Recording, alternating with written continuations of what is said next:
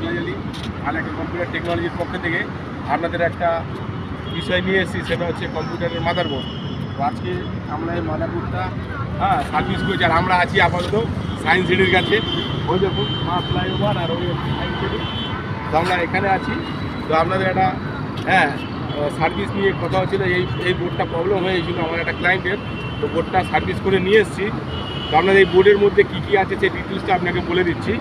এই দেখুন এই বোর্ডে এটা USB 3 পোর্ট, এটা HDMI port, high definition multimedia interface, আর এটা VGA ভিডিও গ্রাফিক্স অ্যাডাপ্টার। এটা হচ্ছে USB 2, এটা হচ্ছে ল্যান, এটা USB 3, আর এটা হচ্ছে মাইক, এটা লাইন ইন, এটা হচ্ছে লাইন আউট। এইরকমভাবে এই মাদারবোর্ডের পোর্টগুলো থাকে। এবার সামনে যেগুলো থাকে এটা হচ্ছে প্রসেসরের স্লট আছে, এখানে প্রসেসর বসে। এখানে হচ্ছে 24 পিনের SMPS বসে, এটা DIMM স্লট, এটাকে র্যামের স্লট বলা হয়। এটা হচ্ছে পাওয়ার সাপ্লাই এক্সট্রা যায়। আর বাকি আছে আমার NVMe স্লট আছে, এটা সিমন্স ব্যাটারি, আর এটা গ্রাফিক্সের স্লট, আর এটা পাওয়ার সেকশন, এটা হচ্ছে স্পিকার, আর এটা হচ্ছে সিমন্স শর্ট করা হয় যাতে পাসওয়ার্ড লক থাকলে।